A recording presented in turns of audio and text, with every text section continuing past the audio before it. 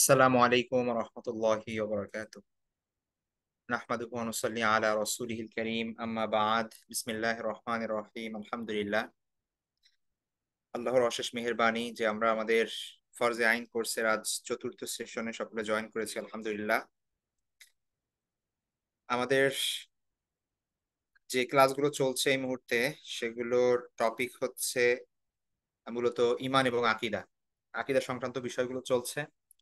গত তিনটি ক্লাসে আমরা ঈমানের যে বিষয়গুলো মৌলিক যে বিষয়গুলো সেই বিষয়গুলো নিয়ে আলোচনা করেছি। ঈমান কাকে বলে, ঈমানের গুরুত্ব, তারপর হচ্ছে ঈমান না থাকার পরিণতি, ঈমান প্রকৃত ঈমানদারের পরিচয় এবং শর্তাবলী। তারপর আমরা করেছি যে ঈমানের যে পিলার গুলো আছে, খুঁটিগুলো আছে, সেগুলোর সম্পর্কে বিস্তারিত জেনেছি। এবং তারপর গত ক্লাসে আমরা খুব ইম্পর্টেন্ট একটা টপিক ছিল আমাদের তাওহীদ এবং শিরিক। তো সেই তাওহীদ এবং শিরিক নিয়ে গত ক্লাসে ইনশাল্লাহ আলহামদুলিল্লাহ আমরা আলোচনা করেছি। আজকে আমাদের আরো একটা গুরুত্বপূর্ণ টপিক এবং খুব ইম্পর্টেন্ট টপিক আজকে, সেটি হচ্ছে কুফর। তো একটা মানুষ তার যে গত ক্লাসে যে বিষয়টা বলেছি আপনাদেরকে, সেটা হচ্ছে সব থেকে ডেঞ্জারাস যে বিষয়, সে বিষয়ের একটা হচ্ছে শিরিক, এবং অপর আরেকটি যে বিষয় সেটা হচ্ছে আজকে যে টপিক সেটা হচ্ছে কুফর, সেই কুফরটি। কেননা কুফর এবং শিরিক এমন বিষয় যেগুলোর কারণে মূলত মানুষ ঈমান হারা হয়ে যায় এবং মানুষ ইসলামের গণ্ডি থেকে বের হয়ে যায়। তো কেউ যদি ইসলাম বা ইমানের গণ্ডি থেকে বের হয়ে যায়, অর্থাৎ যার ইমান এবং আকীদায় সমস্যা বা প্রকৃত মুমিন এবং মুসলিম না, তার ক্ষেত্রে পরকালীন সফলতার কোনো সম্ভাবনা নেই। সেই জায়গায় আমরা দেখি আল্লাহ সুবহানাহু ওয়া তাআলা কোরআনে সেই ব্যাপারে সুস্পষ্টভাবে বলেছেন যে পরকালে তাদের জন্য যন্ত্রণাদায়ক শাস্তি, এবং সেটা পার্মানেন্টলি। খালিদিনা ফিহা শব্দটা বিভিন্ন জায়গায় উল্লেখ আছে যে সেখানে চিরস্থায়ীভাবে তারা সেখানে বসবাস করবে, জাহান্নামে। তো এবং এদেরকে আল্লাহ ক্ষমা করবেন না, যারা কুফর এবং শিরিকের সাথে জড়িত ছিল এবং সেই অবস্থায় দুনিয়া ত্যাগ করেছে, মারা গিয়েছে তওবা করার পূর্বে বা পুনরায় ঈমান গ্রহণ করার পূর্বে। তো এই জন্য কুফর এবং শিরিক সব থেকে ডেঞ্জারাস বিষয় একজন মানুষের জন্য, একজন মুমিনের জন্য। এজন্য এই ব্যাপারগুলো সম্পর্কে সতর্ক থাকা খুব জরুরি। আমরা জানি যে অনেকগুলো কবিরা গুনাহ আছে, হাদিসের মধ্যে এসেছে, এবং মুসলিম স্কলাররাও সেগুলোকে একত্রিত করেছেন যে এতগুলো গুনায় কাবিরা বা কাবায়ের, যেগুলোকে বলা হয় কবিরা গুনার লিস্ট। তো সাধারণভাবে অন্য যে কোনো কবিরা গুনাহ যদি কেউ করে তাহলে অবশ্যই তার আহ মাফ পাওয়ার জন্য, ক্ষমা পাওয়ার জন্য তাওবা করা শর্ত। আল্লাহ সুবহানাহু ওয়া তাআলার কাছে কায়ম অনুবাক্যে তওবা করতে হবে। কিন্তু আল্লাহ সুবহানাহু ওয়া তাআলা তাকে মাফ করবেন কি করবেন না সেটা একদম তার মর্জি। তিনি তাকে চাইলে মাফ করে দিবেন, যদি চান যে তাকে তার পরিবর্তে শাস্তি দিবেন তাহলে শাস্তি দিবেন, কিন্তু সেই শাস্তিটা পার্মানেন্টলি না। সে তার ঈমান থাকার কারণে সে কবিরা গুনাহ বা অন্যান্য গুনাহের শাস্তি ভোগ করার পরে সে অবশেষে জান্নাতে যেতে পারবে। কিন্তু কুফর এবং শিরিকের ব্যাপারটা এমন যে কেউ যদি কুফর এবং শিরিকের মধ্যে জড়িত হয়ে তারপরে মৃত্যুবরণ করে ওই অবস্থায়, তাহলে তার আর কোনো চান্স নাই যে সে পরবর্তীতে জাহান্নাম থেকে মুক্তি পাবে বা স্যালভেশন লাভ করবে। এই ধরনের কোনো চান্স নাই, মানে আমরা যতটুকু কোরআন এবং সুন্নাহ থেকে বুঝতে পারি। এবং এই ব্যাপারে উম্মতের স্কলারগণ একমত, মানে এখানে কারো কোনো ধরনের সন্দেহ নাই বা দ্বিমত নেই। বিভিন্ন বিষয়ে স্কলারদের মধ্যে দ্বিমত আছে, মতানৈক্য আছে, কিন্তু এই ব্যাপারে কারো কোনো দ্বিমত নেই যে যারা কুফর এবং শিরিক অবস্থায় মারা গিয়েছে তাদের পরকালে চিরস্থায়ী জাহান্নাম। এটাই কোরআনে সুস্পষ্টভাবে বলা আছে। তো সুতরাং কতটা ডেঞ্জারাস বিষয় এটা যদি আমরা একটু উপলব্ধি করি তাহলে মানে গা শিউরে উঠবে। এবং অনেক আয়াত আছে, অনেক হাদিস আছে যেখানে আপনারা সামনে পড়বেন যে সেখানে আহ, যে মানুষ মনে করতেছে যে তারা মুসলিম, কিন্তু তার আকীদার মধ্যে হয়তো কুফর আছে অথবা শিরিক আছে। কিয়ামতের দিন সে দেখবে তার কোনো কিছুই নেই, সবকিছু ধ্বংস হয়ে গিয়েছে। তো এবং চিরস্থায়ীভাবে তাকে জাহান্নামে দেওয়া হবে। তো এই জন্য সচেতন হওয়া খুব জরুরি যে কোন কোন জিনিস কুফুর, কোন কোন জিনিস শিরিক, এগুলো থেকে 100 হাত দূরে থাকতে হবে সবসময়। মানে এর সাইডেও ঘেঁষা যাবে না, সম্ভাবনা থাকলেও সেখান থেকে দূরে থাকতে হবে। তো এই এই এই জন্য এই ব্যাপারে নলেজ অর্জন করা, এই ব্যাপারে জানা, এটা খুব জরুরি। কারণ আমরা যতই ইবাদত বন্দেগী করি, যতই ভালো কাজ করি, এগুলো সবই নিষ্ফল হয়ে যাবে যদি আমাদের আকীদার মধ্যে, আমাদের আমাদের আমলের মধ্যে যদি শিরিক বা কুফর থাকে। তো আমরা আজকে গত ক্লাসে শিরিক নিয়ে আলোচনা করেছি। আজকে আমাদের আরেকটা যে টপিক, সেটা হচ্ছে কুফর। কুফরের সঙ্গে রিলেটেড আরো কিছু বিষয় আছে, তাকফির। আর তো তাকফির কি, কাকে বলে, কেন, কিভাবে, এগুলো আমরা জানবো আস্তে আস্তে। আর হচ্ছে ইমান ভঙ্গের কারণ সমূহ। ইমান ভঙ্গের কারণ বলতে মূলত আহ, একটা মানুষ যেমন অজু করে, অজু করার পরে কিছু কারণে তার অজু ভেঙে যায়। অজু ভাঙার কারণ কতগুলো এটা আমরা জানি। এটা করলে অজু ভাঙে, ওটা করলে অজু ভাঙে, এরকম বিভিন্ন জিনিস আছে। তো তেমনি ভাবে মানুষের ইমান, আমরা যে মুসলিম হিসেবে জন্মগ্রহণ করেছি, আমরা যে মানে মৃত্যুর আগ পর্যন্ত পার্মানেন্টলি মুসলমান হিসেবেই থাকবো, ব্যাপারটা তো এরকম না। ইমানের ব্যাপারটা তো এরকম না যে এটা একটা বংশ, কেউ এই বংশে জন্মগ্রহণ করছে বলেই সে আহ, যাই হোক না কেন সে এই বংশের একজন মানুষ থাকবে, ব্যাপারটা এরকম না।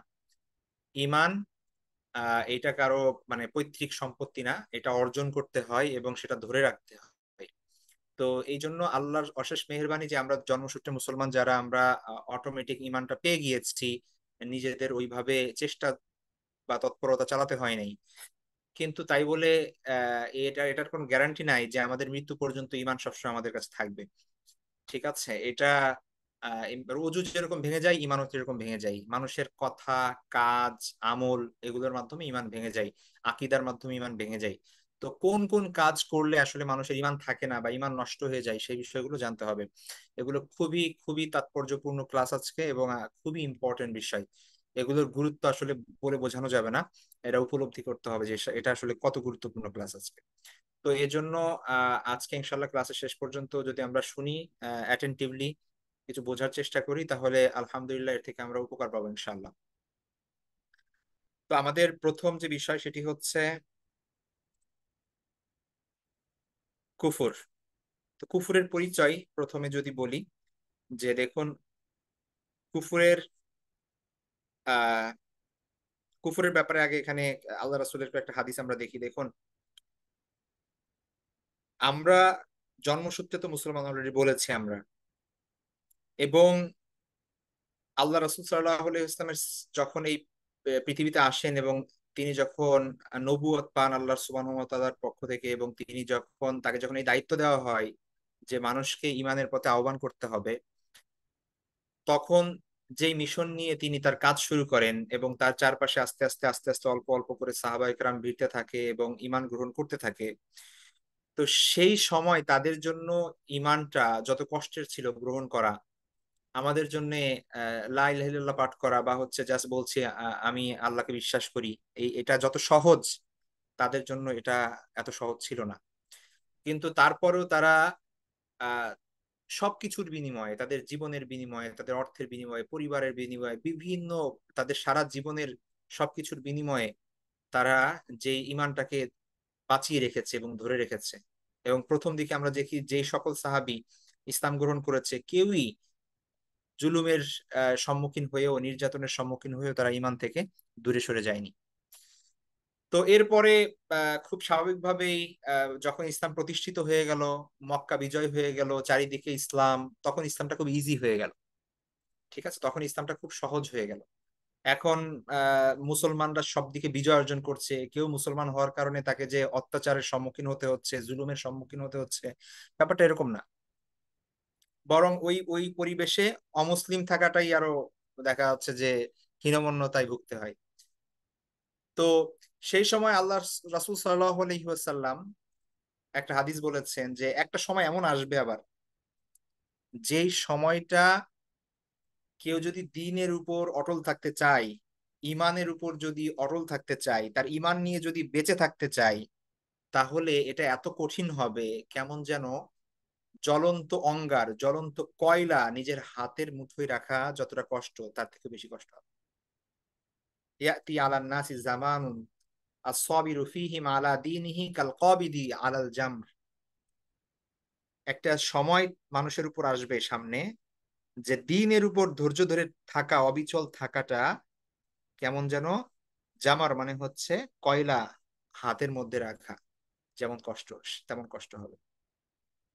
আরেকটা হাদিসের মধ্যে রাসূল সাল্লাল্লাহু আলাইহি ওয়াসাল্লাম বলেছেন যে কিয়ামতের পূর্বে এমন একটা সময় আসবে যেখানে রাতের যেমন অন্ধকার আসে, রাত যখন অন্ধকার হয়, সন্ধ্যায় একটু অন্ধকার, তারপরে আরো বেশি অন্ধকার, অন্ধকার আর অন্ধকার আসতেই থাকে। তো এরকম রাতের অন্ধকারের মতো ফিতনা একের পর এক ধেয়ে আসতে থাকবে মানুষের কাছে। ইন্না বাইনা ইয়াদাই সাফিতানান কাকিতাই লাইলিল মুজলিমি, রাতের অন্ধকারের মতো মতো ধেয়ে আসবে। ইউসবিহুর রজুলু ফিহা মুমিনান ওয়া ইউমসি কাফিরান, এমন একটা অবস্থা হবে, ফিতনা এত ছড়িয়ে পড়বে যে মানুষ সকালবেলা মুমিন থাকবে তো বিকেলে কাফের হয়ে যাবে। ওয়ায়ুমসি মুমিনান ওয়ায়ুসবিহু কাফিরান, আবার রাত্রি সন্ধ্যাবেলা হয়তো বা সে মুমিন কিন্তু সকালে আবার দেখা যাচ্ছে কাফের হয়ে গেছে। মানে এমন কঠিন অবস্থার মধ্যে দিয়ে মানুষ যাবে, এমন ফিতনার মধ্যে দিয়ে মানুষ যাবে। তো এই জন্য এই হাদিসগুলোর দিকে যদি আমরা তাকাই তাহলে আমরা বুঝতে পারি যে আসলে সেই সময়টা আমরা আসলে পার করছি বিভিন্ন দিক থেকে। ঠিক আছে। এবং আরেকটা হাদিসের মধ্যে এসেছে, সেই হাদিসটা মানে খুবই ভয়ঙ্কর। দেখেন একটা হাদিসের মধ্যে আহ লা ইয়াতিয়ান্না আলান নাসি জামানুন ইয়াজতামিউনা ফিল মাসাজিদ ওয়া লাইসা ফীহিম মুমিন, যে এমন একটা যুগ অবশ্যই আসবে যখন লোকেরা মসজিদে একত্রিত হবে কিন্তু তাদের মধ্যে প্রকৃত ইমানদার থাকবে না। সবাই মসজিদে থাকবে, মসজিদ চমৎকার থাকবে, মানুষ আসবে মসজিদে নামাজ পড়বে, কিন্তু আসলে মুমিন খুঁজে পাওয়া যাবে না, প্রকৃত ইমানদার খুঁজে পাওয়া যাবে না। তো এই হাদিসগুলো পড়লে এটা আসলে খুব গা শিউরে ওঠা হাদিস এগুলো, যে আসলে ইমান আসলে অটোমেটিক আপনার মধ্যে থাকবে এরকম না, আপনার পরিচর্যা করতে হবে ইমানকে, ইমানকে বাঁচিয়ে রাখতে হবে। তো কি করছি আমরা তো আসলে জানি না ইমান কাকে বলে, আর ইমানের বিপরীতে কি কি আছে, কোন কোন কাজ করলে ইমান ভেঙে যায়, বা এই এই বিষয়গুলো আমরা জানিই না। তো এমন একটা সিচুয়েশনে আমরা আছি যে কেউ আসলে বুকে হাত দিয়ে পুরোপুরি বলতে পারবো না যে আমি আসলে মুমিন আছি কি আহ ইসলাম থেকে বের হয়ে গেছে, আল্লাহ ভালো জানে। কারণ আমরা এগুলো জানিও না কেউ। ঠিক আছে। তো এই জন্য এই এই বিষয়গুলো অ্যাটলিস্ট জানা, মানার সবার আগে যে জিনিসটা দরকার সেটা হচ্ছে জানা। কেউ যদি না জানে তাহলে সে মানবে কিভাবে? তো এই জন্য প্র্যাকটিস করার জন্য সবার আগে নলেজ অর্জন করা এটা জরুরি। তো এই জন্য আজকের ক্লাসে ইনশাল্লাহ আমরা সেই বিষয়গুলো দেখবো। প্রথমে কুফুরের যে বিষয়টা, কুফুর শব্দের শাব্দিক অর্থ যদি আমরা দেখি তাহলে আমরা দেখবো শাব্দিক অর্থ হচ্ছে আবৃত করা, লুকিয়ে ফেলা, কোনো কিছু ঢেকে ফেলা, এটা হচ্ছে কুফুরের শাব্দিক অর্থ। অর্থাৎ মানে সত্যকে গোপন করা। আর একটা অর্থ আছে অনুগ্রহ অস্বীকার করা। ঠিক আছে। তো এগুলো হচ্ছে কুফুরের শাব্দিক অর্থ। আর পরিভাষায় কুফর বলা হয় যে অনেক স্কলারের মতে যেসব বিষয়ের উপর ঈমান আনা অপরিহার্য সেগুলোর উপর ঈমান না আনা, ব্যাস। এটা হচ্ছে সংক্ষেপে। বিভিন্ন স্কলার বিভিন্ন ভাবে সেগুলোর কুফুরের বিভিন্ন সংজ্ঞা দিয়েছেন। ইমাম আবু বকর বাকিল্লানী রাহিমাহুল্লাহ তিনি বলেছেন কুফর ঈমানের বিপরীত। অর্থাৎ ঈমান হচ্ছে কি, ঈমান আমরা জানি যে ঈমান হচ্ছে আল্লাহকে বিশ্বাস করা, বা হচ্ছে অন্য যে সকল বিষয়ের প্রতি আমাদের বিশ্বাস রাখতে হবে সেগুলোর উপর বিশ্বাস রাখা হচ্ছে ঈমান। তো এটার বিপরীত হচ্ছে কুফুর, অর্থাৎ ঈমান না রাখা। তো তিনি বলেন যে কুফুর আল্লাহর ব্যাপারে অজ্ঞ থাকার নাম, তাকে অস্বীকার করা। তো যা মানুষের অন্তরকে আল্লাহর ব্যাপারে জ্ঞান অর্জন থেকে আড়াল করে রাখে সেটা হচ্ছে কুফর। ইমাম গাজালী রহমাল্লাহ তাআলা বলেন যে রাসূল সাল্লাল্লাহু আলাইহি ওয়াসাল্লাম যা কিছু নিয়ে এসেছেন এর কোনো বিষয়ে তাকে অস্বীকার করার নাম হলো কুফর। আর আরেকজন স্কলার বলেন যে কুফরের মূল কথা হচ্ছে আল্লাহর প্রমাণিত কিতাব সমূহ থেকে কোনো কিতাব, তার কোনো রাসূল অথবা তার আনিত আদর্শ ইচ্ছাকৃত অস্বীকার করা, যখন সেই বিষয়টা দ্বীনের অন্তর্ভুক্ত হওয়া আবশ্যিক জানা থাকবে। অর্থাৎ কোন দ্বীনের অন্তর্ভুক্ত একটা বিষয় খুব গুরুত্বপূর্ণ, সেটাকে অস্বীকার করা, এটা হচ্ছে কুফর। তো এই বিভিন্ন স্কলার বিভিন্ন ভাবে সেটার ব্যাখ্যা করেছেন। তো মূল কথা হচ্ছে আপনার যেই বিষয়টা বিশ্বাস করা দরকার ইসলামে, যেটা বিশ্বাস না করলে ঈমান থাকবে না, তো সেরকম কোন বিশ্বাসকে অস্বীকার করা, অবিশ্বাস করা, প্রত্যাখ্যান করা, সন্দেহ করা, এই প্রত্যেকটাই কুফর। ঠিক আছে। এই এই বিষয়গুলো প্রত্যেকটাই কুফর হিসেবে গণ্য হবে। আহ তারপরে আরো কিছু সংজ্ঞা এখানে আছে, যে ইনকারু মা উলিমা বি জরুরাতি মাজি আর রসুল বি, বলতেছে যে যে রাসূল সাল্লাল্লাহু আলাইহি ওয়াসাল্লাম নিয়ে এসেছেন এমন যে প্রকাশ্য জরুরি বিষয়গুলো আছে যেগুলো সুস্পষ্ট ভাবে রাসূল সাল্লাল্লাহু আলাইহি ওয়াসাল্লাম নিয়ে এসেছেন বলে জানা যায়, মা উলিমা বি জরুরা, যা জরুরি ভাবে জানা যায়, স্পষ্টভাবে সুস্পষ্টভাবে জানা যায় যে মাজি উ রসুল ইবি, রাসূল সাল্লাল্লাহু আলাইহি ওয়াসাল্লামের আনিত, এই ব্যাপারে সুস্পষ্ট জানা যায়, এটাকে অস্বীকার করার নাম। এখন রাসূল সাল্লাল্লাহু আলাইহি ওয়াসাল্লাম যা কিছু নিয়ে রাসূল কোরআন নিয়ে এসেছেন, রাসূল সাল্লাল্লাহু আলাইহি ওয়াসাল্লাম কি কি বিষয় আমাদের বিশ্বাস করতে হবে, সেই ব্যাপারগুলো তার অথেন্টিক হাদিস, সহিহ হাদিসগুলোতে পাওয়া যায়, কোরআনের মধ্যে পাওয়া যায়। এই বিষয়গুলো অস্বীকার করার নামই কুফর। তো এক কথায় ইমানের অপোজিট ওয়ার্ড হচ্ছে কুফর। ইমান মানে বিশ্বাস করা, কুফর মানে অবিশ্বাস করা, মানে শাব্দিক অর্থ যদি আমরা এইভাবে দেখি। তো রাসূল সাল্লাল্লাহু আলাইহি ওয়াসাল্লামের যাবতীয় শিক্ষা, নির্দেশনা, সেগুলোকে মনে প্রাণে সত্য বলে গ্রহণ করা, এবং যা তিনি ওহির মাধ্যমে লাভ করেছেন আল্লাহর পক্ষ থেকে, এবং যেগুলো অকাট্যভাবে প্রমাণিত হয়েছে, এগুলোর উপর বিশ্বাস স্থাপন করা হচ্ছে ইমান। আর কুফর হচ্ছে এগুলোর কোনো বিষয়কে অস্বীকার করা বা প্রত্যাখ্যান করা বা মনে প্রাণে গ্রহণ না করে নেওয়া, এগুলোর কোনো কিছু হচ্ছে কুফর। এবং শুধু বিশ্বাসই না, বরং কেউ যদি তার কাজের মাধ্যমে, কথার মাধ্যমে, সে যদি আহ, এমন নিদর্শন দেখায় যে সে আল্লাহ রাসূল সাল্লাল্লাহু আলাইহি ওয়াসাল্লামের এই শিক্ষাকে বা কোরআনের এই বাণীকে সে যেভাবে স্বীকার করা দরকার সে স্বীকার করে না বা প্রত্যাখ্যান করে, তাহলে সেটাও কুফর বলে বিবেচিত হবে।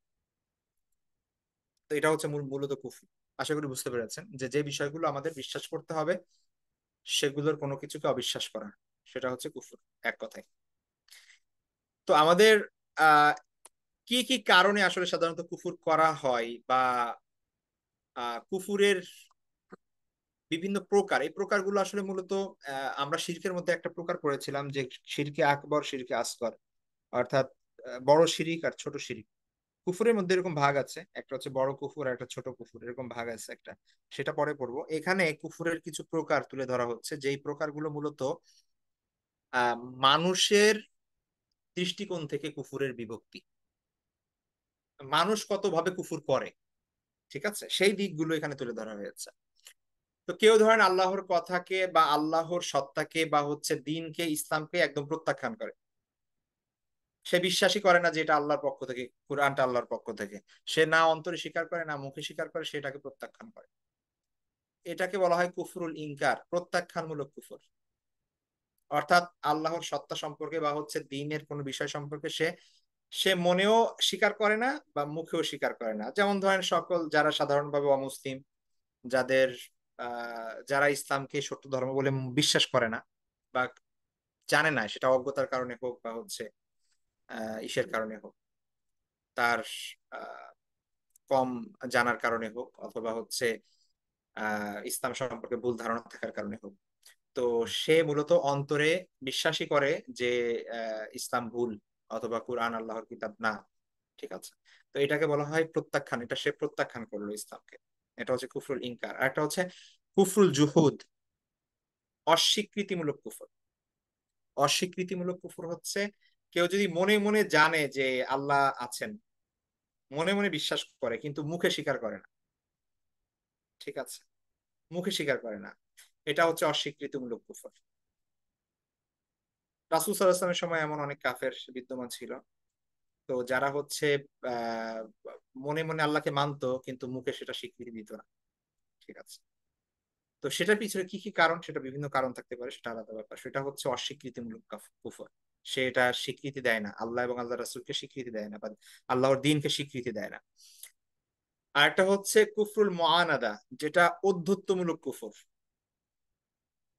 এটা হচ্ছে সে জানে যে আল্লাহ আছেন, ইসলাম সত্য, এবং মুখে সেটা বলেও, সে অস্বীকার করে না সেটা, কিন্তু তার বিদ্বেষের কারণে বা স্বার্থের কারণে বা অন্যের তিরস্কারের ভয়ে সে এই কুফর থেকে, মানে সে দিন থেকে দূরে থাকে, ঠিক আছে। এখন এটার মধ্যে ইবলিস হচ্ছে এই কুফরের মানে একটা কি বলে ক্লাসিক এক্সাম্পল বলতে পারি আমরা,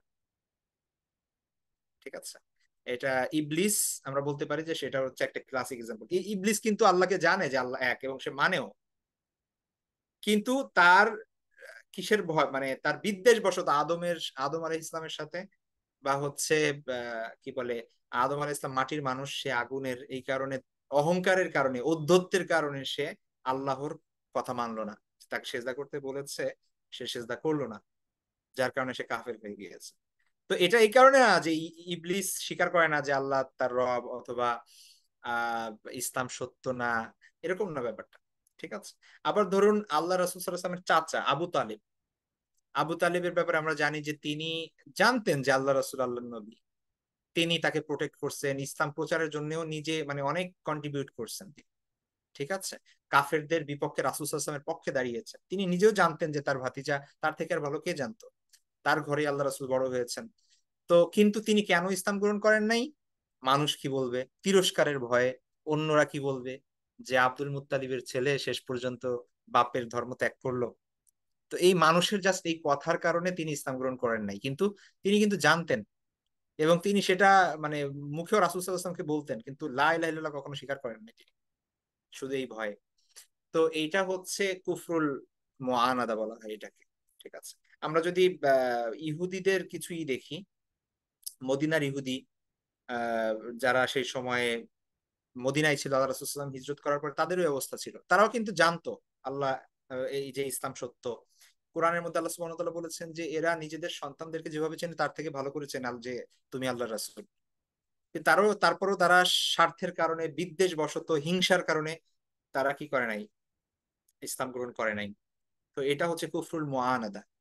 আর এটা হচ্ছে কুফরুল নিফাক, মুনাফিকি, যেটা কপটতামূলক কুফর। সে উপর দিয়ে ইসলাম প্রকাশ করে, সবাই জানে সে মুসলিম, কিন্তু ভেতরে ভেতরে সে ইসলাম গ্রহণ করে না, বা আল্লাহর প্রতি তার প্রকৃত বিশ্বাস নাই, আস্থা নাই, সে ইসলামের ক্ষতি করার চেষ্টা করে। রাসূল সাল্লাল্লাহু আলাইহি ওয়াসাল্লামের যুগে এরকম মুনাফিকরা ছিল, সাহাবায়ে কেরামের যুগে এরকম মুনাফিকরা ছিল, এবং এরা ইসলামের অনেক বড় ক্ষতি করেছে। তারা মানে পার্থিব ভয়ের কারণে বা লোভের কারণে কথায় কাজে তারা দ্বীনের প্রতি আনুগত্য প্রদর্শন করে, কিন্তু প্রকৃতপক্ষে অন্তরের মধ্যে তাদের বিশ্বাস থাকে না। ঠিক আছে। এটা হচ্ছে কুফরুন নিফাক, মানে মুনাফিকি যেটা আর কি, হ্যাঁ, কপটতামূলক কুফর। তারপর হচ্ছে কুফরুশ শাক। কুফরুশ শাক মানে হচ্ছে সন্দেহজনিত কুফর। কারো যদি অন্তরে আল্লাহ এবং আল্লাহর রাসূল, তার কিতাব সমূহ, ফেরেশতা বা মৌলিক যে বিষয়গুলো আছে এগুলোর প্রতি কোন রকমের সন্দেহ থাকে, সন্দেহ সংশয় থাকে, তাহলে সেটাও কুফর। কারণ আল্লাহ সুবহানাহু ওয়া তাআলাকে, দ্বীনকে বিশ্বাস করতে হবে উইদাউট এনি ডাউট, একদম সন্দেহের উপরে গিয়ে বিশ্বাস করতে হবে। কারো যদি সন্দেহ থাকে কোনো ব্যাপারে, সেটা তার ঈমান না, এটাও কুফরের অন্তর্ভুক্ত। ঠিক আছে। এখন আমাদের মধ্যে অনেকের থাকতে পারে যে ধরেন কোনো একটা পার্টিকুলার বিষয়ের ব্যাপারে কৌতূহল থাকা, যে এটা ব্যাপারটা কেমন। ঠিক আছে। তো সেটা আলাদা ব্যাপার, যে কৌতূহল থাকা এক জিনিস। যেমন ইব্রাহিম আলাইহিস ইসলামের কৌতূহল ছিল, তিনি আল্লাহর কাছে জানতে চাইছেন যে মৃত্যুর মানে মানুষ মারা যাওয়ার পরেও আবার কিভাবে আল্লাহ পুনরায় কি করবেন, জীবিত করবেন। ওই যে পাখির ঘটনা ইব্রাহিম আলাইহিস ইসলামের যে কোরআনে বর্ণিত হয়েছে, আমরা জানি ইব্রাহিম আলাইহিস ইসলামকে আল্লাহ সুবহানাহু ওয়া তাআলা জিজ্ঞেস করলেন যে মানে তুমি কি সন্দেহ করতেছো বা অস্বীকার করতেছো? তো ইব্রাহিম আলাইহিস ইসলাম বললেন, না না না, আমার পরিপূর্ণ বিশ্বাস আছে, কিন্তু আমি জাস্ট মানে করার জন্য, অন্তরকে শান্ত করার জন্য, বা হচ্ছে এই ব্যাপারে আরো স্পষ্ট হওয়ার জন্য, ঠিক আছে, বোঝার জন্য, কৌতূহল নিবারণ করার জন্য যে কিভাবে আল্লাহ করবেন, সেটার জন্য হচ্ছে তিনি জানতে চাচ্ছেন। তখন ইব্রাহিম আলাইহিস সালামকে আল্লাহ সুবহানাহু ওয়া তাআলা বললেন যে তুমি একটা পাখি পোষ মানাও, তারপরে সেটাকে জবাই করতে বললেন, গোশত টুকরা টুকরা করে বললেন যে বিভিন্ন পাহাড়ে রেখে আসো, তারপরে ডাক দাও। তো পরে পাখিতে চলে আসলো। তো এরকম ঘটনা, বা হচ্ছে আমরা জানি আরেকজন ব্যক্তির কথা আল্লাহ সুবহানাহু ওয়া তাআলা উল্লেখ করেছেন কোরআনে।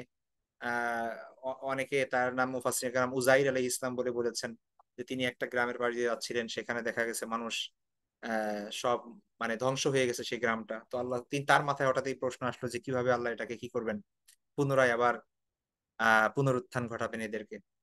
তো তখন সাথে সাথে তার মৃত্যু হয়ে গেল, এবং 100 বছর পরে আল্লাহ সুবহানাহু ওয়া তাআলা আবার তাকে জীবিত করলেন।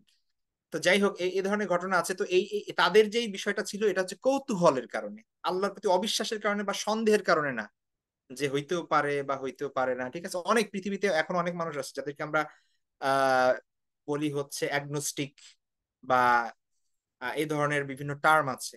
ঠিক আছে। যারা হচ্ছে তারা এটাও বলে না যে আল্লাহ নাই, তারা আবার এটাও বলে না যে আল্লাহ আছে, তারা মনে করে যে থাকলেও থাকতে পারে, না থাকলে নাই, বা ওই ধরনের কিছু একটা। ঠিক আছে।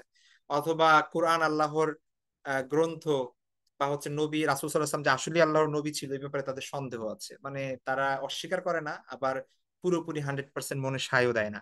তো এটাকে বলা হয় কুফরু শাক, সন্দেহজনিত কুফর, এটাও একটা কুফর। ইমানের যে বিষয়গুলো সেগুলোকে কোনো ধরনের সন্দেহ ছাড়াই বিশ্বাস করতে হবে, উইদাউট এনি ডাউট। কোনো ধরনের ডাউট থাকলে সেটা কুফর বলে গণ্য হবে। তারপরে আমরা যাই কুফরুল ইস্তিহজা, উপহাসজনিত কুফর। এটা খুব ইম্পর্টেন্ট, এই লাস্টের দুইটা খুব ইম্পর্টেন্ট, এই জিনিসগুলো বোঝার চেষ্টা করতে হবে। সেটা হচ্ছে দেখুন, যতই আপনি নিজেকে ইমানদার মনে করেন, যতই নিজে দিনদার মনে করেন বা নিজেকে মুসলিম বলে দাবি করেন, দিন এবং ইমানের, ইসলামের ব্যাপারে সার্বিকভাবে বা কোনো অংশের ব্যাপারে যদি উপহাস করে কেউ, তাহলে সেটা কুফর হিসেবে গণ্য হয়। দিন এবং ইমানের কোনো বিধান নিয়ে উপহাস করা বা তাকে তুচ্ছ-তাচ্ছিল্য করে কথা বলা, এটাও কুফর। ঠিক আছে?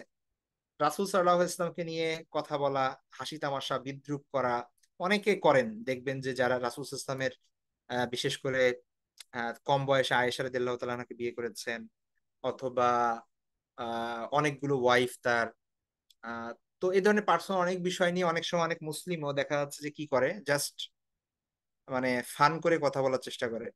কিন্তু এই ব্যাপারগুলো খুব সেনসিটিভ। হ্যাঁ, আল্লাহ রাসূল সাল্লাল্লাহু আলাইহি ওয়াসাল্লামের কোনো বিষয়, কোরআনের কোনো বিষয়, তারপরে হচ্ছে ইসলামের অকাট্য যে বিষয়, অকাট্যভাবে যে বিষয়গুলো প্রমাণিত, এগুলোর কোনো কিছু নিয়ে উপহাস করা, তুচ্ছ তাচ্ছিল্য করা, কটাক্ষ করা, এগুলো করলে ইমান থাকবে না। ঠিক আছে? যে কোনো বিষয় ইমানের, অনেকে একটা একটা এক্সাম্পল বলি, যেমন ধরেন অনেকে ইসলামে যে বহু বিবাহ করা জায়েজ পুরুষদের জন্য, এটা তো ইসলামের একটা বিধান এবং কোরআন দ্বারা প্রমাণিত, এবং সাহাবীদের আমল, আল্লাহ রাসূলের আমল, এগুলো সব দ্বারা প্রমাণিত, মানে এটা অস্বীকার করার কোনো সুযোগ নাই। এখন মানে সবার যে বিয়ে করতে হবে একাধিক, ব্যাপারটা এরকম না। এটা জাস্ট একটা জায়েজ বিষয়, মানে কেউ যদি কারো দরকার হয়, কেউ যদি চায়, সেটা করতে পারে, বৈধতা আছে ইসলাম।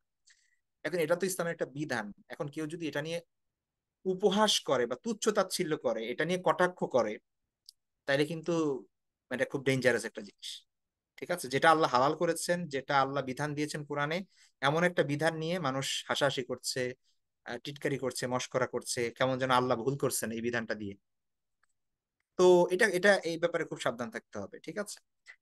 আল্লাহর যে কোনো বিধানই হোক, সেটা আমার পছন্দ না হইতে পারে বা আমার কাছে ভালো নাই লাগতে পারে, সেটা আলাদা ব্যাপার, কিন্তু এটা এটা বুঝতে হবে যে এটা ভালো বলেই আল্লাহ দিয়েছেন এবং এটার মধ্যেই কল্যাণ।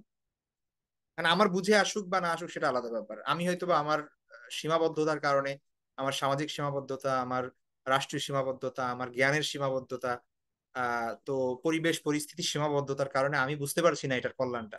কিন্তু আল্লাহ নিঃসন্দেহে এটার ভিতর কল্যাণ আছে বলেই আল্লাহ দিয়েছেন, এবং এটার ভিতর পরিপূর্ণ এই বিশ্বাস রাখা, এটা জরুরি। ঠিক আছে? কেউ যদি মনে করে যে ও আল্লাহ যে বিধানটা দিছে এটা এই যুগে কি আর চলে, এগুলা হা হা হা এরকম হাসাহাসি করে, তাহলে কিন্তু এই জিনিসটা আর কি, এটা এটা কিন্তু কুফরের মধ্যে চলে যাবে এটা। ঠিক আছে? আল্লাহ আমাদের মাফ করুন।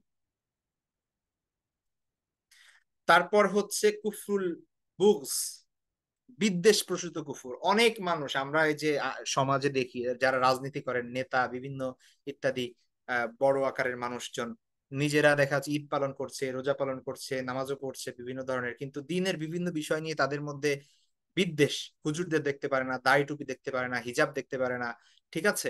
মানে অথচ যে বিষয়গুলো ইসলামের অকাট্যভাবে প্রমাণিত, যেগুলো ইসলামের বিষয়, এখন কেউ যদি সেই জিনিসগুলোকে বিদ্বেষ পোষণ করে, কেউ যদি একজন বোরকা পরে বা একজন পর্দা করে, এই জন্য যদি তার প্রতি তার বিদ্বেষ থাকে, শত্রুতা থাকে, বা এইটাকে অপছন্দ করে, ঘৃণা করে, তাহলে এটাও কুফর হবে। এটাকে বলে কুফরুল বুগস। ঠিক আছে? এটাকে খারাপ জানে।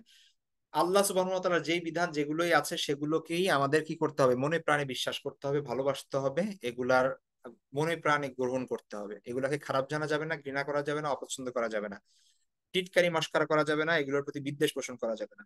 ঠিক আছে? তো এই জন্য এই বিষয়গুলোর প্রতি খুব এই যে লাস্টের যে দুইটা, এটা মুসলমানদের মধ্যে খুব বেশি পাওয়া যায়, যারা আর কি সো কল্ড মুসলিম, আমরা যারা নিজেদেরকে মুসলমান দাবি করি। তো দেখা যাচ্ছে যে অনেক ইমান আমল মনে করতেছি আমরা খুব ঠিক আছে, অনেক বেশি আমল করতেছি, কিন্তু দেখা যাচ্ছে যে এই জিনিসগুলো আমাদের মধ্যে আছে। ঠিক আছে? তো এই ব্যাপারগুলো থেকে সাবধান, এগুলো কিন্তু কুফুরের অন্তর্ভুক্ত।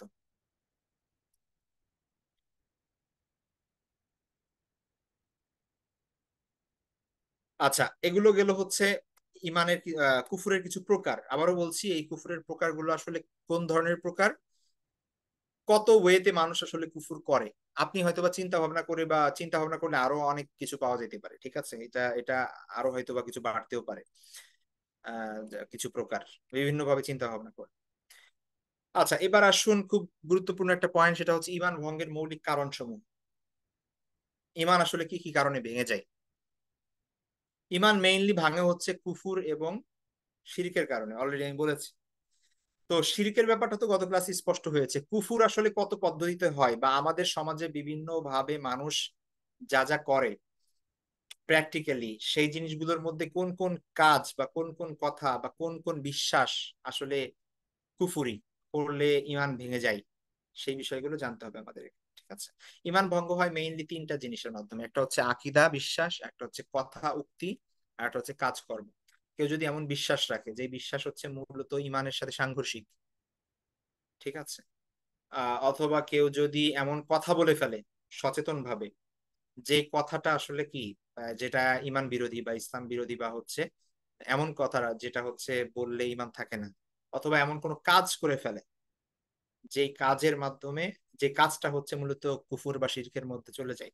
তো এই তিনটা জিনিসের মাধ্যমে, আপনার আকীদা বিশ্বাসের মাধ্যমে হতে পারে, কথার মাধ্যমে হতে পারে, আবার কাজকর্মের মাধ্যমে হতে পারে মানুষের ঈমান। যদিও এই ব্যাপারগুলো আসলে মানে স্কলারদের মধ্যে কিছু মাইনর ইখতিলাফ আছে এই ব্যাপারে, হ্যাঁ। অনেকের মতে যে শুধু বিশ্বাস জরুরি মানে ঈমান ভঙ্গ হওয়ার জন্য। অনেক সময় কাজ বা উক্তি কথা বলে ফেললে সেটা গুনাহ হবে কিন্তু ঈমান ভাঙবে না, এরকম কিছু আহ মানে কি বলে, কিছু মতভেদ আছে কিছু স্কলারের মধ্যে। কিন্তু আমরা আসলে মেইনলি এইটা ওভারঅল অধিকাংশ স্কলার যে বিষয়গুলো বলেন সেই বিষয়গুলোকে ফোকাস করতেছি এখানে, হ্যাঁ? তো ধরেন একটা মানুষ মাজারে গিয়ে সেজদা করলো বা কোনো ব্যক্তিকে সেজদা করলো। এখন ক্লাসিক ভাবে এটার স্কলার, কিছু কিছু স্কলার দ্বিমত করেন এখানে যে এটা আসলে শিরিক হবে না ততক্ষণ পর্যন্ত যতক্ষণ না ও আসলে এই মনে করে শিরিক করছে যে এটা মানে আল্লাহকে যে সিজদাটা করে, যেটা ইবাদতের সিজদা, সেই সিজদাটা যদি কেউ করে তাহলে সে তখনই এটা শিরিক বলে গণ্য হবে। কিন্তু কেউ যদি সম্মানার্থে করে, তাহলে সম্মানার্থে করা না জায়েজ, কাউকে সিজদা করা যাবে না সম্মানের কারণে, কিন্তু সেটা শিরিক বলে গণ্য হবে না, এটা তার গুনাহ হবে, কিন্তু এটা এটা ঈমান নষ্ট হবে না। তো এই ধরনের কিছু মতভেদ আছে, কিন্তু আমরা এখানে আসলে ওই মতভেদ গুলোকে প্রশ্রয় দিব না আমরা, কারণ হচ্ছে এটা যদি আহ, মানুষকে বলা হয় যে আহ সেজদা করা যায় মানে কি বলে সেজদা করলেও শিরিক হবে না, তখন বর্তমানে যে শিরিক চলতেছে এটা আরো বাড়বে। আর কে মানুষকে যারা সেজদা করছে মাজারে অথবা পীরকে, তারা কি আসলে শুধু সম্মানার্থে করছে? তারা তারা তো দেখা যাচ্ছে যে তাদের গায়েবী ক্ষমতা আছে, তারপরে হচ্ছে তারা ভালো মন্দের মালিক, এরকম বিশ্বাস রেখেই মূলত তাদেরকে সেজদা করে। সুতরাং এই সবগুলোকেই শিরকের ক্যাটাগরিতে আমাদের ধরতে হবে বাহ্যিকভাবে, আদারওয়াইজ এটা প্রবলেম হবে। তো যাই হোক, এটা আলাদা ব্যাপার, ওইটা যেহেতু আমরা একদম প্রাথমিক পর্যায়ে পড়ছি এখানে, এই কারণে এত ডিটেলস আলোচনা করা যাবে না। এটা যদি মানে মাদ্রাসার স্টুডেন্ট বা হচ্ছে যারা অলরেডি আকীদার বিষয়ে অনেক পড়ালেখা করেছেন তাদের সাথে এই বিষয়গুলো ডিসকাস করা যেতে পারে। তো আমরা তো একদম প্রাথমিক পর্যায়ে, আমাদের ওই বিষয়গুলো না গেলেও হবে। তো যাই হোক, ঈমান ভঙ্গ হয় তিনটি মাধ্যমে, একটা হচ্ছে আকীদা বিশ্বাস, কথা বা উক্তি, আর একটা হচ্ছে কাজ কর্ম। তো এগুলোর তিনটির কোনো একটা পাওয়া গেলেই, যদি এমন হয় যে বিশ্বাসের সাথে সাংঘর্ষিক বা ইসলামের যে অকাট্য বিষয় সেগুলোর বিপরীতে, তাহলে ভেঙে যেতে পারে ঈমান। তো আমরা কিছু জিনিস এখানে দেখবো। ঈমান ভঙ্গের বড় বড় কিছু কারণ: এক নাম্বার, শিরিক করা। আমরা শিরিক কাকে বলে অলরেডি আমরা জেনেছি, সুতরাং এটা আর দ্বিতীয়বার বলার দরকার নেই। দুই নম্বর হচ্ছে কুফুর করা। কুফুরের এখানে কুফুর দ্বারা বোঝানো হয়েছে আল্লাহর দিনকে প্রত্যাখ্যান করা, মিথ্যারোপ করা, অস্বীকার করা। অর্থাৎ এক কথায় যারা নিজেদেরকে মুসলমান বলে না বা ইসলামের মধ্যে নাই, তারা সবাই কাফের সেই হিসেবে, ঠিক আছে, যারা মুসলিম না তারা সকলেই কাফের। বাকি যে জিনিসগুলো আসবে এখন, এরা হচ্ছে আমরা মুসলমানের মধ্যেও থেকেও নিজেদেরকে মুসলিম দাবি করেও হয়তো কুফরি করছি, আমরা নিজেরাও জানি না, সেই বিষয়গুলো আমাদের সতর্ক থাকতে হবে। যারা মুসলিম নিজেদেরকে বলে না, যারা নিজেরা অন্য ধর্ম পালন করছে, খ্রিস্টান, ইহুদি, হিন্দু, তাদের ভিতরে তো সুস্পষ্ট কুফুর আছে বা শিরিক আছে, সেটা আলাদা ব্যাপার, ওইটার হিসাবই আলাদা, ঠিক আছে। এখানে হচ্ছে নিজে আমাদের সতর্ক হতে হবে এই কারণে যে আমাদের মধ্যে কোনো ধরনের কুফুর বা শিরকি কোনো কর্মকাণ্ড যেন না থাকে। তো এখানে এক নাম্বার দেখুন, আল্লাহ এবং রাসূলের অবমাননা বা কটূক্তি করা। এটা সর্বসম্মত মত স্কলারদের, যে কেউ যদি আল্লাহ বা তার রাসূলকে গালিগালাজ করে অথবা কোনো অথবা আল্লাহর নাজিলকৃত কোনো বিষয় প্রত্যাখ্যান করে, অথবা কোনো নবীকে হত্যা করে, যেটা ইহুদিদের মধ্যে তারা কিছু নবীকে হত্যা করেছে, তাহলে সে মুসলমানদের নিকট সর্বসম্মতভাবে কাফির। ঠিক আছে। তো ইহুদিদের মধ্যে, সরি, শিয়াদের মধ্যে যারা কিছু মানুষ আছে যারা হচ্ছে নবী রাসূল সাল্লাল্লাহু আলাইহি ওয়াসাল্লামকে পর্যন্ত দেখা যাচ্ছে যে তার সম্পর্কে খারাপ কথা বলে। ঠিক আছে।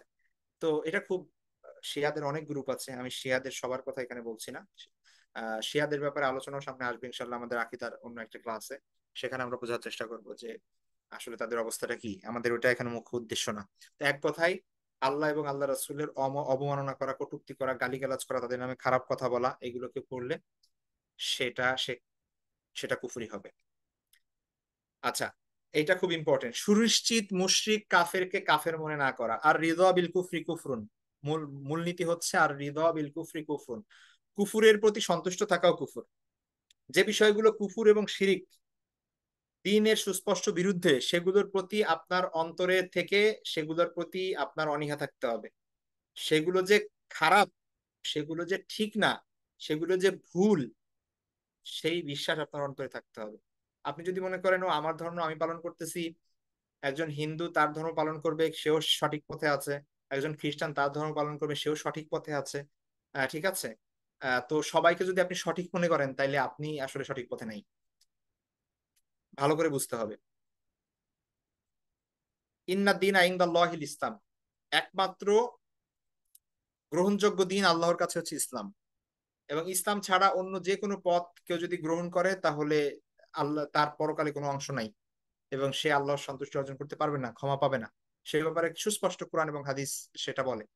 সুতরাং কেউ, আবার দিনের মধ্যে বাধ্যবাধকতাও নাই, অর্থাৎ কেউ যদি ইসলাম স্বেচ্ছায় গ্রহণ না করে, আপনি তাকে বাধ্য করতে পারবেন না।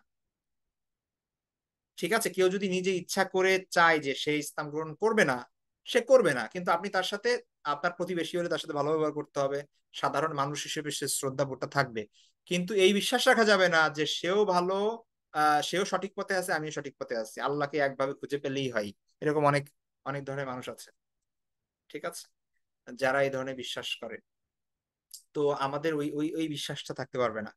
কুফরের প্রতি সন্তুষ্ট থাকা যাবে না, যে কোনো বিষয় যেটা আল্লাহর ইসের বিরুদ্ধে, আল্লাহর আইনের বিরুদ্ধে, আল্লাহর বিধানের বিরুদ্ধে, আল্লাহর যে দেওয়া যে ইমান, সেই ইমানের বিরুদ্ধে, এগুলোর প্রতি আপনার অনীহা, বা এগুলো যে ভুল, সেই বিশ্বাস আপনার অন্তরে থাকতে হবে।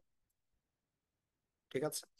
তো কুফরের প্রতি সন্তুষ্ট থাকা যাবে না, এটা এইটা আহ এখন সমস্যা হচ্ছে কি, যে আমরা আমরা শুধু মানে ক্লাসিক্যাল যেই কুফুর এবং শিরিক আছে সেগুলো বুঝি। যে হিন্দুদেরকে কেউই তো আমরা মনে করি না যে তার সঠিক পথে আছে, বা খ্রিস্টানদেরকে কেউই মনে করি না সঠিক পথে আছে, এগুলো তো খুব পারি। কিন্তু আধুনিক যে কুফুর এবং শিরিক, সেকুলারিজমের মধ্যে যে কুফুর আছে, তারপরে মানে কি বলে, আহ গণতন্ত্রের মধ্যেও যে কিছু কুফুর আছে, এবং তারপরে হচ্ছে আরো যেই সব কালচারে আমরা জানি, ঠিক আছে, যেসব ইজমের মাধ্যমে, যেই সব মূলনীতির মাধ্যমে আমাদের রাষ্ট্র চলছে বা হচ্ছে আমাদের সমাজ ব্যবস্থা চলছে, এগুলার রন্ধ্রে রন্ধ্রে যে বিভিন্ন কুফর শিরিক আছে, এগুলো তো আমরা চিনি না, এগুলোর প্রতি তো আমরা খুব সন্তুষ্ট আছি, এবং আমরা মনে করতেছি এটাই এটাই ভালো। ঠিক আছে। তো আধুনিক কুফর শিরিক এটা চিনতে হবে, এটা বুঝতে হবে আমাদের। আর ওটা আলাদা ব্যাপার যে ওটা আমরা কিভাবে চিনবো, বা হচ্ছে ওই ব্যাপারে কিভাবে জানবো, সেটা আলাদা ব্যাপার। কিন্তু এটা খুব জরুরি। ঠিক আছে, আপনি শুধু হিন্দুদেরকে বলবেন যে সেটা ওরা ওরা খারাপ পথে আছে, আবার সেকুলারিস্ট যারা তাদেরকে বলবেন যে এটা ঠিক, তখন তার হলো না এটা বিষয়টা। ঠিক আছে, যেটা কুফর সেটা কুফর। তো এই ব্যাপারটা, এই ব্যাপারগুলো মাথায় রাখতে হবে আমাদের। তারপর, ইসলামের কোন বিধানকে অপছন্দ করা, অচল মনে করা, ঠাট্টা বিদ্রুপ করা। ইসলাম চুরির ক্ষেত্রে যে বিধান দিয়েছে, চুরি করলে শাস্তি এই হবে, জিনা করলে শাস্তি এই হবে, তারপরে হচ্ছে হত্যা করলে শাস্তি এই হবে, কাউকে অপবাদ দিলে শাস্তি এই হবে, এই ধরনের যে হদ দেওয়া আছে, এখন কেউ যদি মনে করে এই আধুনিক সময় এগুলা চলবে না, এগুলা চলা যায় না, এগুলো এখন অচল এই যুগে, বা অপছন্দ করে, বা এগুলা নিয়ে হাসি মশকরা করে, ঠাট্টা বিদ্রুপ করে, এটাও কুফর। আপনি দেশের কারণে বা বিভিন্ন ইসের প্রতিবন্ধকতার কারণে, আপনার লিমিটেশন কারণে আপনি সেগুলোর উপর আমল করতে পারছেন না, বা দেশে সেই আমলটা নাই, সেটার জন্য আপনার মনে একটা হতাশা থাকবে, একটা হাহাকার থাকবে যে আল্লাহর বিধান থাকলে ভালো হতো। কিন্তু এটা তো নাই, বরং এখন আমরা অপছন্দ করছি। ইসলামের কথা কেউ বললে তাকে আমরা আরো বিষোদ্গার করছি, তাকে আমরা অপছন্দ করছি, তাকে বলছি যে সে বোধহয় দেশটাকে জঙ্গি রাষ্ট্রে পরিণত করবে, ইত্যাদি ইত্যাদি ইত্যাদি। ঠিক আছে? তো এগুলো খুব খারাপ জিনিস। ইসলামের কোনো বিধানকে অপছন্দ করা, অচল মনে করা, এটা নিয়ে ঠাট্টা বিদ্রুপ করা, এটাও কুফর। জাদু টোনা করা, কুফরি কালাম করা, সেটাও কুফরের অন্তর্ভুক্ত। ইসলামের বিপক্ষে কাফেরদের সাহায্য করা, এটাও কুফর। তারপরে অকাট্যভাবে প্রমাণিত হারামকে হালাল মনে করা, হালালকে হারাম মনে করা, বিশেষ করে সুদের সাথে এটা খুব ইম্পর্টেন্টলি যুক্ত। সুদ, ঘুষ, এটা যে হারাম এ ব্যাপারে কোনো সন্দেহ নাই, খুব বড় ধরনের হারাম এবং কবিরা গুনাহ। এখন কেউ যদি সুদ ঘুষের সাথে সম্পৃক্ত থাকে, তাহলে কি তার ইমান চলে যাবে? না, তার ইমান চলে যাবে না, কিন্তু সে যদি এটাকে হালাল মনে করে তাহলে কিন্তু ইমান চলে যাবে। ভালো করে খেয়াল করতে হবে। কেউ এমনি ঘুষ খাইছে, তাহলে সেটার গুনাহ তার হবে এবং সেটা শাস্তি সে ভোগ করবে, সে যদি তাওবা না করে, আল্লাহ যদি তাকে মাফ না করে। কিন্তু তার মানে তার ইমান চলে যাবে না। কিন্তু কেউ যদি সেটাকে জায়েজ মনে করে তারপরে যদি সেটা খায়, হারামকে হালাল মনে করে, তখন কিন্তু তার ইমান থাকবে না, তখন কিন্তু এটা কুফর হিসেবে গণ্য হবে। ঠিক আছে? তো এটা খুব ইম্পর্টেন্ট। হারামকে হারামই রাখতে হবে, হালালকে হালালই রাখতে হবে। আপনি হালালকে হারাম বানাতে পারবেন না। আল্লাহ যেটা হালাল করেছে এটাকে আপনি হারাম বানাতে পারবেন না। ঠিক আছে? আবার আল্লাহ যেটা হারাম করেছে সেটাকে আপনি হালাল বানাতে পারবেন না। এখন আমাদের দুর্বলতার কারণে, ইমানের ঘাটতির কারণে আমরা ভুল করি। আমরা হালালকে আহ, অনেক সময় কি করি না, বা হারামকে আমরা হারামে যুক্ত হয়ে পড়ি, সেটা আলাদা ব্যাপার। কিন্তু এটাকে মনে রাখতে হবে যে এটা হারাম। ঠিক আছে? ইসলাম ব্যতীত অন্য ধর্ম মতবাদকে সত্য সঠিক মনে করা বা পরকালে মুক্তি পাবে বিশ্বাস করা। কোরআনকে বিকৃত বা অরক্ষিত মনে করা, কেউ যদি মনে করে কোরআন আসলে আল্লাহ যেটা পাঠাইছিলেন ওইরকম আর নাই, এটা বিকৃত হয়ে গেছে, তাহলে এটাও কি হবে? এটাও কুফর হবে, কারণ আল্লাহ সুবহানাহু ওয়া তাআলা নিজে কোরআনের সংরক্ষণের দায়িত্ব নিয়েছেন। শুধু কোরআন মানার দাবি করা, হাদিস সুন্নাহকে শরীয়তের দলিল হিসেবে না মানা। অনেক মানুষ আছে এখন এই সমাজে যারা নিজেরা কি করে, নিজেদেরকে কোরআনিস্ট বা আহলে কোরআন বলে দাবি করে এবং হাদিস প্রত্যাখ্যান করে। তো এরাও এক ধরনের কুফর, এটাও এক ধরনের কুফর। রাসূল সাল্লাল্লাহু আলাইহি ইসলামকে শেষ নবী হিসেবে না মানা, কেউ যদি আল্লাহকে বিশ্বাস করে, নবীকে বিশ্বাস করে, কোরআনকে বিশ্বাস করে, সব বিশ্বাস করে, নামাজ পড়ে, কিন্তু সে মনে করে যে অমুক ব্যক্তি নবী, যে ধরেন গত শতাব্দীতে জন্মগ্রহণ করছে অথবা রাসূল সাল্লাল্লাহু আলাইহি ওয়াসাল্লামের পরে যার জন্ম হয়েছে, এমন কাউকে যদি সে নবী মনে করে, তাহলে কিন্তু সেটাও কুফর হবে। আল্লাহ রাসূল সাল্লাল্লাহু আলাইহি ইসলামকে শেষ নবী হিসেবে মেনে নেওয়া এবং তারপরে আর যে নবী আসবে না এই বিশ্বাস করা, এটাও ইমানের গুরুত্বপূর্ণ একটা পয়েন্ট। তো এগুলো সবগুলোই আমাদের ভালো করে বুঝতে হবে এবং মনে রাখতে হবে যে এটা, এই প্রত্যেকটা পয়েন্টই আমাদের ইমান নষ্ট করে দেওয়ার জন্য যথেষ্ট। তো আমাদের আবারও বলছি, আমাদের ইমানের ঘাটতির কারণে, আমাদের চারপাশের অনেক লিমিটেশনের কারণে আমরা হয়তোবা পরিপূর্ণভাবে আল্লাহর প্রত্যেকটা বিধান যেভাবে পালন করা উচিত সেভাবে পালন করতে পারি না, যেভাবে সমাজে প্রতিষ্ঠিত থাকা উচিত সেভাবে নাই। কিন্তু আল্লাহর বিধানের প্রতি আমাদের শ্রদ্ধা থাকতে হবে। যে জিনিসটা করতে পারছি না সেটার জন্য আমাদের আফসোস থাকতে হবে। আবার যেই ভুল ভ্রান্তির মধ্যে আমরা জড়িয়ে যাচ্ছি সেগুলোর জন্য অন্তরে অপরাধ বোধ থাকতে হবে এবং আল্লাহর কাছে ক্ষমা চাইতে হবে। কিন্তু হালালকে হারাম মেনে নেওয়া, মানে সমাজে চলতে চলতে এমন একটা খারাপ অবস্থা, চলতে চলতে এমন একটা অবস্থা হয়ে গেছে যে এটারে মানুষ হালাল মনে করতেছে, আমিও এখন এটারে মনে করলাম আরে এটা হালাল। আবার সমাজে কোন একটা হালাল জিনিসকে খারাপ দৃষ্টিতে দেখতেছে, দেখতে দেখতে এমন একটা অবস্থা হয়ে গেছে এখন আমিও এটা সমালোচনা শুরু করলাম। এই জিনিস থেকে বের হয়ে আসতে হবে। এগুলো ইমানের জন্য খুবই ক্ষতিকর। তো এই প্রত্যেকটা পয়েন্ট আমরা দেখবো, বোঝার চেষ্টা করব, নিজেদের সাথে মিলাবো যে আমার মধ্যে কি এই ধরনের কোনো বিষয় আছে কিনা। ঠিক আছে? নিজেদেরকে বাঁচিয়ে রাখবো। আচ্ছা, আরেকটা জিনিস যেটা বলছিলাম যে কুফুরে আসগর নামে একটা জিনিস, যেটা হচ্ছে ছোট কুফুর। হাদিসের মধ্যে অনেক বিষয় এরকম এসেছে যে বলা হয়েছে যে এরকম কাজ করা কুফুর, এরকম কাজ করা কুফুর, ইত্যাদি ইত্যাদি। যেমন ধরুন হাদিসের মধ্যে বলা হয়েছে যে কোন মুসলিমকে কতলুল মুসলিমি কুফরন, মুসলিমকে গালি দেওয়া হচ্ছে আহ গুনাহ, ফিস্ক, আর হত্যা করা হচ্ছে কুফর। তারপরে নামাজ তরক করার কথা বলা হয়েছে কুফুর, এরকম ভাবে স্বামীর অবাধ্য হওয়া কুফুরের কথা বলা হয়েছে মহিলার জন্য। তারপরে আরো অনেক হাদিসের মধ্যে আছে যেখানে বলা হয়েছে যা যে ওয়াদা রক্ষা করে না তার ঈমান নেই, যে হচ্ছে যে হচ্ছে যে আমানত রক্ষা করে না তার ঈমান নেই। তো এরকম অনেক হাদিস আছে যেখানে আমরা পাই যে আমল না করার কারণে আল্লাহ রাসূল সাল্লাল্লাহু আলাইহি ওয়াসাল্লাম কুফর হিসেবে বিবেচনা করছেন সেটাকে, বা ঈমান নেই বলছেন। তো এগুলা স্কলাররা ব্যাখ্যা দিয়েছেন যে এগুলো দ্বারা উদ্দেশ্য হচ্ছে ছোট কুফর, অর্থাৎ শিরিক যেরকম আমরা দেখেছি লৌকিকতা রিয়া যেরকম শিরিক, কিন্তু ওটা হচ্ছে ছোট ছোট শিরিক। ওইটা শিরিকের মধ্যে পড়বে, কিন্তু এটার কারণে কেউ ইসলাম থেকে বের হয়ে অমুসলিম হয়ে যাবে বা হচ্ছে আহ সে আর মুসলিম থাকবে না, ব্যাপারটা এরকম না।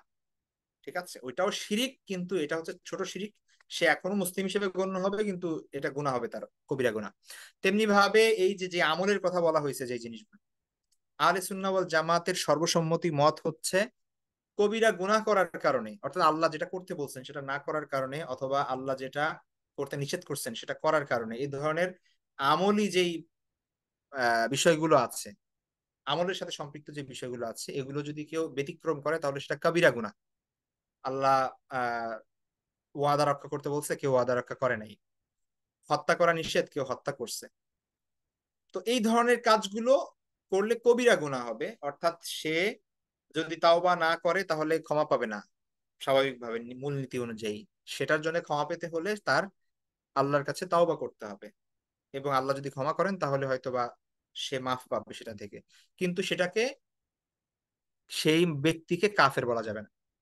ঠিক আছে, শুধুমাত্র কবিরা গুনার কারণে কোনো ব্যক্তি কাফের হয় না। এখন হাদিসের মধ্যে তাহলে কুফুর বলা হয়েছে কেন, বিভিন্ন স্কলার এটার বিভিন্ন ব্যাখ্যা দিয়েছেন। এক তো হচ্ছে এটা কুফুরের আসগর, ছোট কুফুর, যেটা মূল কুফুর না। আর একটা ব্যাখ্যা হচ্ছে কেউ যদি এই বিশ্বাসের সাথে এই আমলটা করে, কাউকে হত্যা করছে, হত্যার সময় সে এই বিশ্বাস রেখেই করছে যে হত্যা করা জায়েজ, যেটা আসলে না জায়েজ। বা সে নামাজ তরক করছে এই মনে করেই নামাজ তরক করছে যে সে আসলে নামাজ পড়া তার লাগবে না।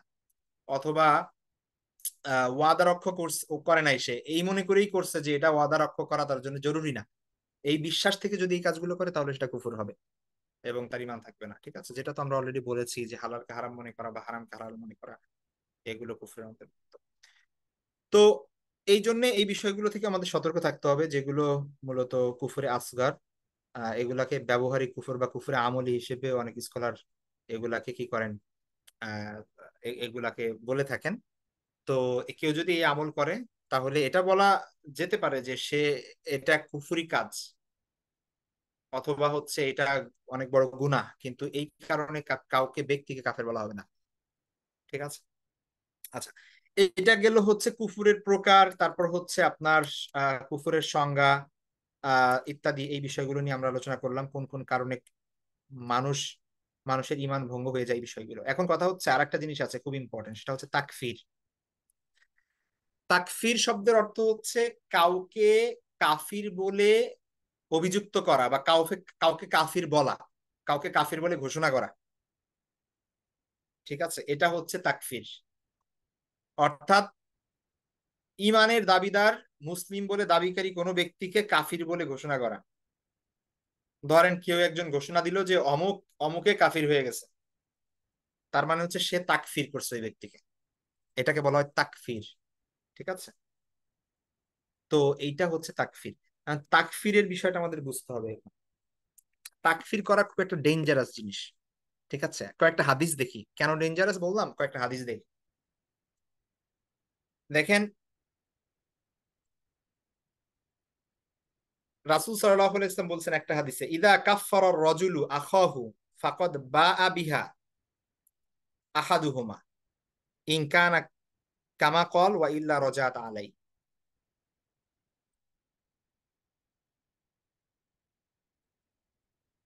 যদি কোনো ব্যক্তি তার ভাইকে কাফির বলে সম্বোধন করে বা কাফির বলে আখ্যা দেয়, তবে এই কথা, অর্থাৎ তার যে সে তাকে কাফির বলছে, এই কথাটা দুজনের একজনের উপর প্রযোজ্য হবে। যদি সে যাকে কাফির বলছে সে সত্যিকার কাফির হয়তো তো হইলই, আর যদি সে কাফির না হয় তাহলে ওই কথাটা তার উপরই প্রযোজ্য হবে। অর্থাৎ সে নিজেকে নিজে কাফের বললো এবং ওই কুফুরটা নিজের উপরই প্রযোজ্য হবে। কতটা ডেঞ্জারাস জিনিস এটা। এখানে আরো অনেক হাদিস আছে। আরেকটা হাদিসে আল্লাহ রাসূল সাল্লাল্লাহু আলাইহি ওয়াসাল্লাম বলছেন, আবু হুরায়রা থেকে বর্ণিত, ইযা ক্বালা রাজুল লিআখিহি ইয়া কাফির ফাকাদ বাআ বিহি আহাদুহুমা। কেউ যদি তার ভাইকে বলে হে কাফের, তুই কাফের, তাহলে এই কথাটা তাদের উভয়ের একজনের উপর এই দায় বর্তাবে।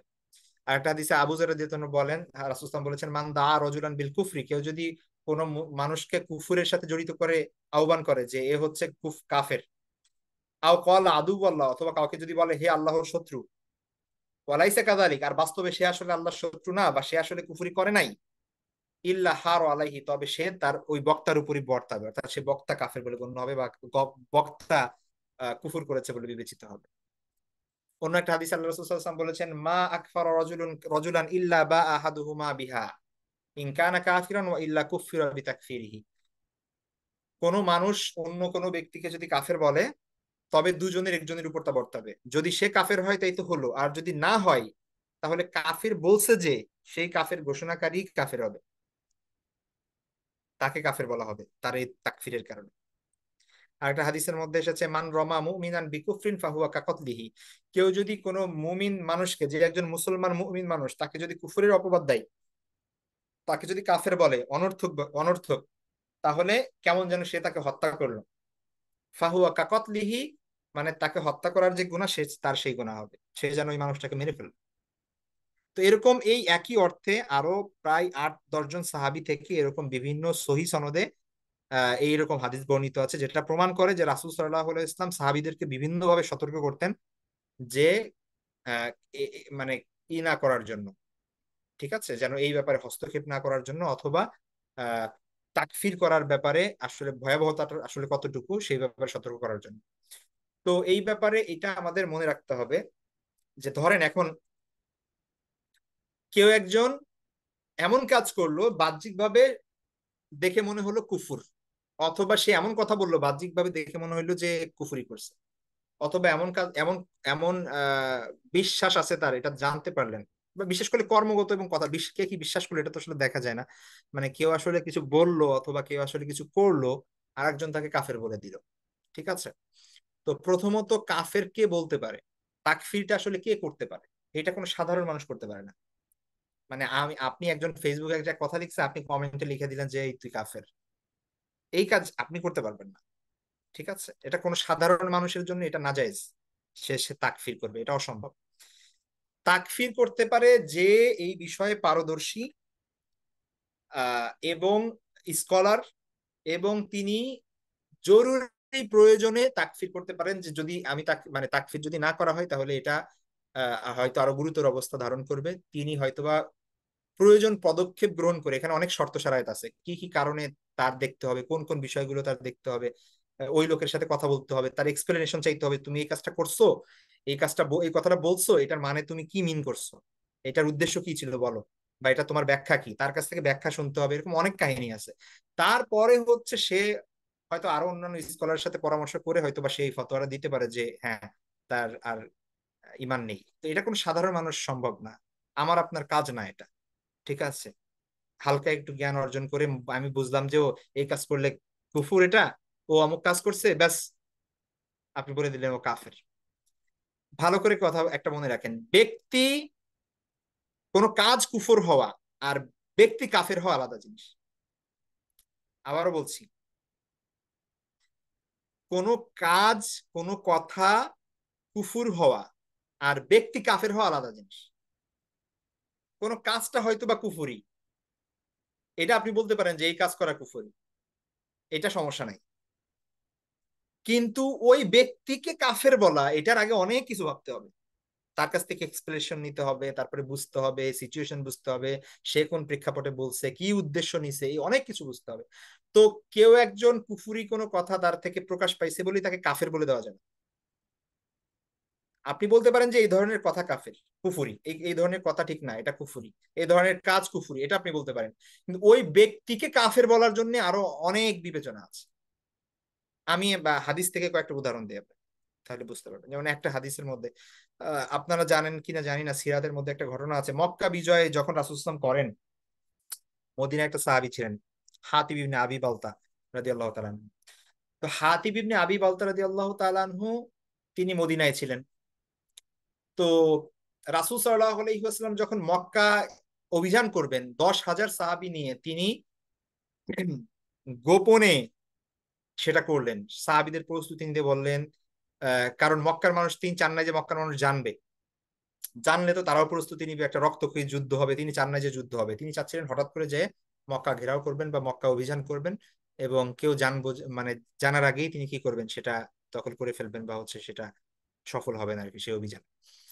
তো এই কারণে তিনি কাউকে বলেন না, এবং সবাইকে সে ব্যাপারে স্ট্রিক্ট নিষেধ ছিল যে কেউ যেন কোনো ধরনের তথ্য ফাঁস না করে বা কাউকে না জানায়। তো আল্লাহ রাসূল সাল্লাল্লাহু আলাইহি ওয়াসাল্লামের কাছে ওহী আসলো যে একটা মহিলা, সে যাচ্ছে মক্কার দিকে মদিনা থেকে, তার কাছে তথ্য আছে আপনাদের ব্যাপারে, সে অমুক জায়গায় আছে। তো আল্লাহ রাসূল সাল্লাল্লাহু আলাইহি ওয়াসাল্লাম আলী রাদিয়াল্লাহু আনহুকে সহ আরো 2-3 জনকে বললেন যে তোমরা অমুক জায়গায় যাবা, অমুক কূপের কাছে দেখবা একটা একটা দলবদ্ধ কিছু লোক আছে, একটা ক্যারাভ্যান, সফরকারী দল, তারা মক্কার উদ্দেশ্যে যাচ্ছে।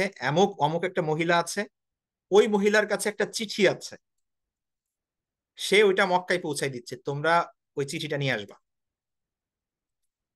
তো আলী রাদিয়াল্লাহু আনহু সহ তারা গেলেন, গিয়ে দেখলেন যে হ্যাঁ, আল্লাহ রাসূল সাল্লাল্লাহু আলাইহি ওয়াসাল্লাম যেই জায়গার কথা বলছেন ওই জায়গায় আছে, এবং ওই মহিলাটাকেও পেলেন।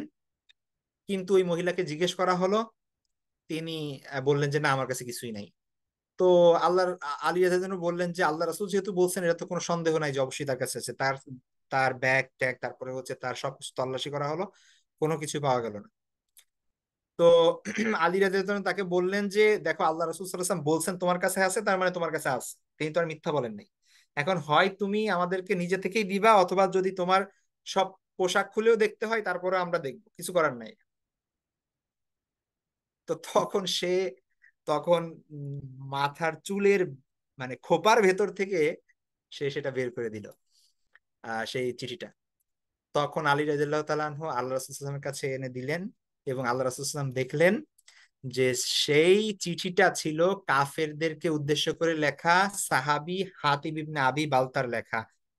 তিনি মক্কার মানে মানুষদেরকে সতর্ক করে তাদের প্রতি যে আল্লাহ রাসূল সাল্লাল্লাহু আলাইহি ওয়াসাল্লাম অভিযান পাঠাচ্ছেন, এই সব লিখে তিনি আগের থেকে তাদেরকে হুঁশিয়ার করে দিয়েছেন। আচ্ছা, এখন আপনি যদি দেখেন, আমরা একটু আগে পড়ছি কিন্তু যে কাফেরদেরকে সহায়তা করা এক ধরনের কুফরি, এটা তো কুফরি মুসলমানদের বিরুদ্ধে। দ্বিতীয় বিষয় হচ্ছে সরাসরি আল্লাহর রাসূলের নির্দেশ অমান্য করা কুফরি, এ ব্যাপারে কোনো সন্দেহ নেই। মানে সরাসরি আল্লাহ রাসূল সাল্লাল্লাহু আলাইহি ওয়াসাল্লাম একটা কথা বলছেন, সেটা অমান্য করা, এটা কুফরি। তো বিভিন্ন অ্যাঙ্গেল থেকে হাতিব ইবনে আবু বালতা রাদিয়াল্লাহু তাআলা আনহুর এই কাজটা কুফরি, এ ব্যাপারে কোনো সন্দেহ নাই। উমর রাদিয়াল্লাহু তাআলার সাথে সাথে বললেন যে হে আল্লাহর রাসূল, খালি বলেন, ওর কল্লা ফেলাই। আল্লাহ রাসূল সাল্লাল্লাহু আলাইহি ওয়াসাল্লাম বললেন না। হাতিবকে জিজ্ঞেস করলেন যে হাতিব, তুমি এমন কাজটা করছো কেন? তখন আল্লাহ রাসূল সাল্লাল্লাহু আলাইহি ওয়াসাল্লামকে তিনি বললেন যে হে আল্লাহ রাসূল, আমার মনে একটু সন্দেহ নাই যে আল্লাহ সত্য, আল্লাহর দিন সত্য, আপনি আল্লাহর রাসূল, এবং আপনি যে মক্কা বিজয় করবেন এ ব্যাপারে আমার কোনো সন্দেহ নাই। আমি জাস্ট কাফেরদেরকে একটু উপকার করতে চাচ্ছিলাম, এই হিসেবে যে তারা যেন মক্কায় যে আমার পরিবারটা রয়েছে তাদের আসলে দেখার কেউ নাই। আপনারা যারা মানে কুরাইশ বংশের যে লোকরা ছিল, তাদের তো মক্কায় ফ্যামিলি আছে বা হচ্ছে মক্কায় তাদের বংশের মানুষ আছে। তো দেখা যাচ্ছে যে মদিনা থেকে মুসলিমরা যদি মক্কা ঘেরাও করে, তাহলে হবেটা কি?